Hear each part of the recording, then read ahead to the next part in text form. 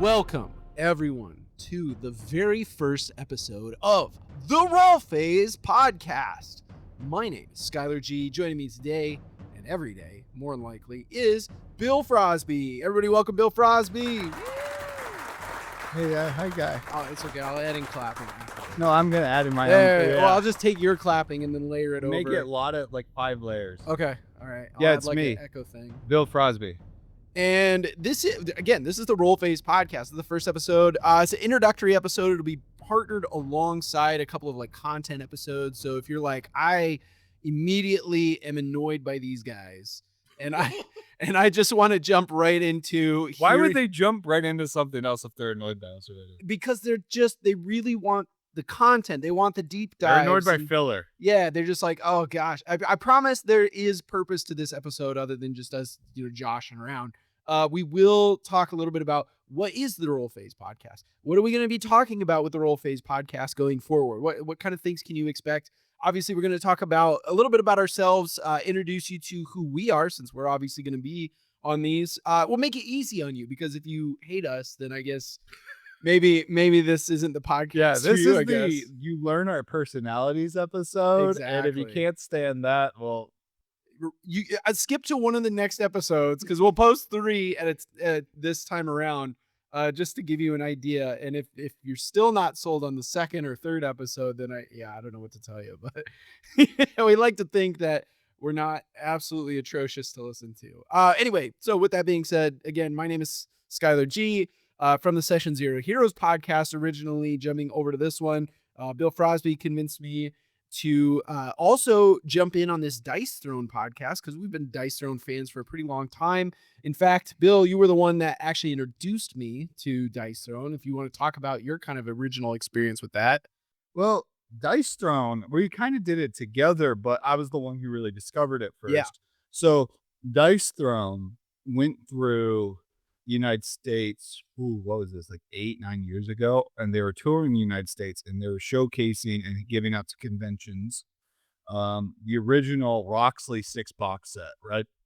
And this was the original boards and stuff. So like the boards didn't have a picture on it. They were foldable, but they didn't have the original. No, they weren't foldable. They were just a square. Yeah, that's a right. literal square, and they just had a blank color on them. And then on the back had the image of the artwork and stuff, but the board was blank.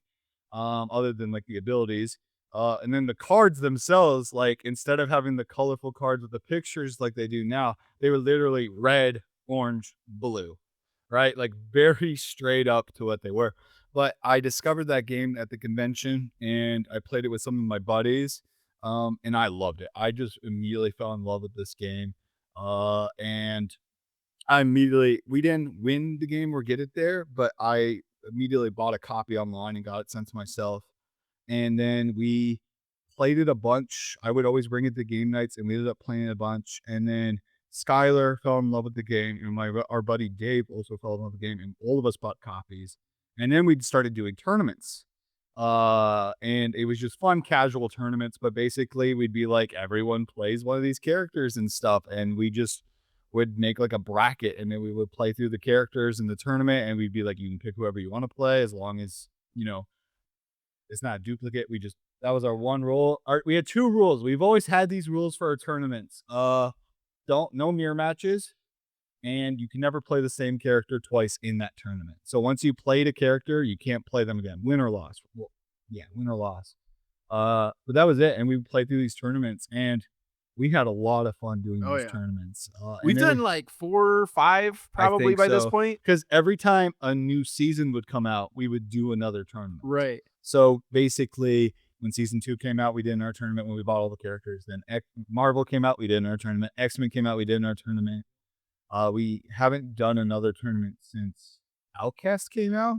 True, this is true. So, and shoot, we're behind because Vanguard's about to come out. Yeah, but doing its I production. think part of the reason we haven't done in our tournament is because we are doing tournaments.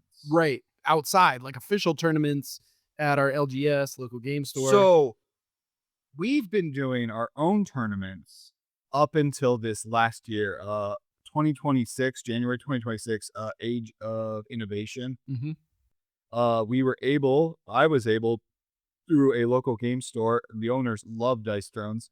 And I discovered in late 2025 that Dice Thrones had a competitive scene. We just played for fun as a Yes. group and didn't even know about this competitive scene, but that had apparently been going on for 2 years since Marvel, when Marvel came out. So about 2 to 3 years of a competitive scene slowly building. That we were Uh, just completely blind to. Didn't even know about it. But to be fair, in our defense, the main way people knew about it is a local board game store was running it. Yep. But we didn't have a local board game store running it. And actually, when I looked it up, when I started getting into the community, the closest one to us was 6 hours away. Holy cow, are you serious? Dead serious. What, like Kansas City or something? Ames, Oh, which really? is on the other side of Iowa. Sure. So That's about 3 hours. is it? Yeah, because it's right by Des Moines. I think Kansas City is the other close one. Sure. About 8, yeah. So like, yeah, so we didn't have anything near us. And so when I discovered it, I looked more into it. I looked into the Dice Road program, how to get a local board game store hooked up with it and stuff. I talked to our local store who I knew he loved Dice Thrones because he had tried to do a Dice Throne bi-weekly just casual play at his store because he loved the game. And so he wanted it to just be at his store. But like that didn't really take off. No, not many people came. Only like 1 to 2 people came is what I heard. But then when I told him that there's like an official rink thing with like promo products and all this stuff, he's like, "Oh, that's sick. I'll probably get more people to do the door. It's bigger known because Dice Thrones promotes it themselves, right? It's on their website. Like if you look up on their website closest like board game stores that do ranked events, the store will now show up. So if anyone, that's how one of the guys at our local league that we play against, he discovered it through that when he looked it up because he was going to Lincoln to go play. Yeah, that's because right. Lincoln also got a one. I will say I'm super proud of our tournament too because again he went to like a store in Lincoln that did one, and he said while he was playing the tournament against us, which was the first one that I had ever this is the first one they held at our local game store. He straight up said, he said, "Man, these Sioux City guys don't mess around," and I was like, "Oh man, maybe we should be driving out to Lincoln and taking them on." So if you're listening from Lincoln, Nebraska, we're coming for you. Yeah. We're gonna come over there and we're gonna Dice Throne the heck out of you guys. Interesting thing, and this is probably not really session 0 episode, but they are talking about doing like so in Dice Thrones in the ranked community, they have they split the areas of the country and the world into regions. Yeah. So Midwest, East Coast, Western, Southern, right? The Midwest is a region and we can win in that region and stuff, but there's a top player in each region.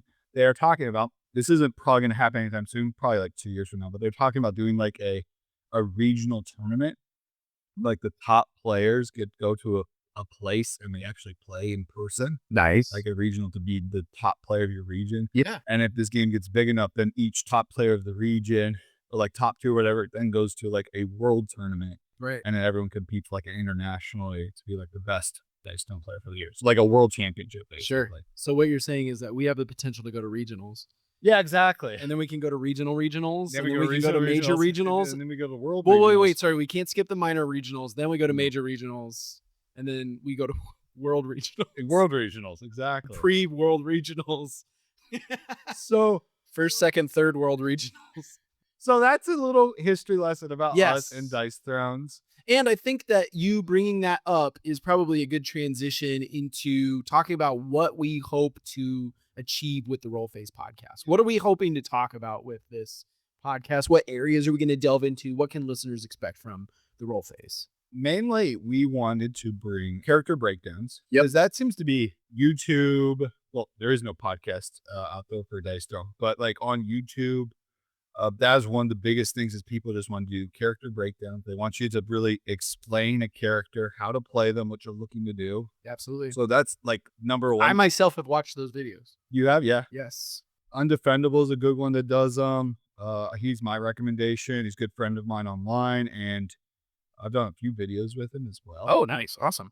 But we wanted to take those for people who, not able to watch, but they'd rather do podcast format. We wanted to do breakdown videos for them, really talking about those characters. So that's going to be a big thing we want to do, but we're also wanting to add in fun, other commentator videos, not videos, content. We want to do other. So we want to talk about like meta breakdowns. We want to talk about tips and tricks. Maybe we talk about the best defenses in the game or the best cards in the game or something like that, right? Like, we'll just have fun breaking down the game. I know you came up with the idea of like, you called it the starting hand, which is going to be like, we're just going to talk about all the base cards in Dice Drones, probably pull 4 of them and let's deep dive into all 4 cards and how you can fully get the most value out of each card, right? When and where to use them. Exactly. Which characters are the best with those cards, or what you're looking to do with the card, right? So that's that. And then finally, the other big thing, which is this is more my idea. Like this is the big thing I want to do. I really am. I've got, I guess, my finger on the pulse is probably the best way to put it of the community and Yes. everything that's happening in Dice Throne, in the community aspect. And I want to do Dice Throne News, which is going to be a quarterly news podcast where we are going to basically be breaking down like what's happening in the Dice Throne company, right? What's the big things happening there? Maybe new characters are coming out. Maybe we talk about the new Kickstarter that just they could release the new Kickstarter, or like kicks the people are pissed off about this new Kickstarter, which happened with Vanguard, right? Like, or we talk about like, oh no, they're like 3 months behind on shipment, which happened with Outcast. Like, maybe we talk about that stuff. But then we talk about other elements too. Like we talk about like the positive stuff, like the new characters. We're excited for new characters. We theory crafting new ones. We might talk about future seasons. Yep. Tournaments. What's tournaments. going on in tournaments? We also are going to talk about online play as well, which is the big like if you want stats and information, online play is probably like there's just so much more of it because more games can be played. Because local tournaments, you're kind of like you can't play local tournaments every day. They're stuck to once a month for real ranked play, and then people do like a casual.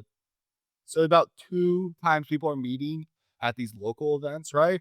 But like online play, like people can just play games whenever. The community is really big, so like there's a lot more information on the online play, and so we're going to be talking mostly about Free Hawks community have the penultimate tournament, which is basically the closest thing to like an international tournament that happens every 3 months, right?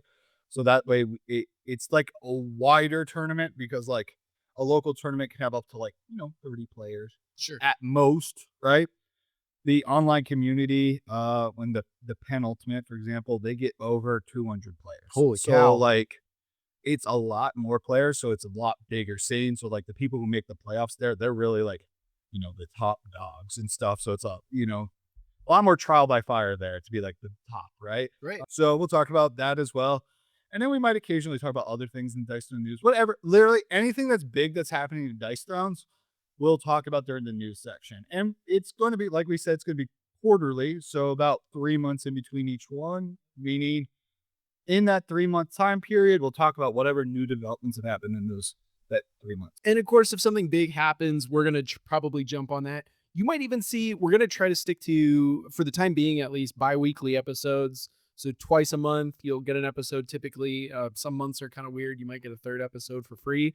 But whatever the case, I mean, if something happens really big in the news, there's a good chance that we're going to jump onto the mics together. We're going to talk about it and we're going to share what we know with you guys because, hey, I know as much as anybody else, it's hard to keep up with stuff, right?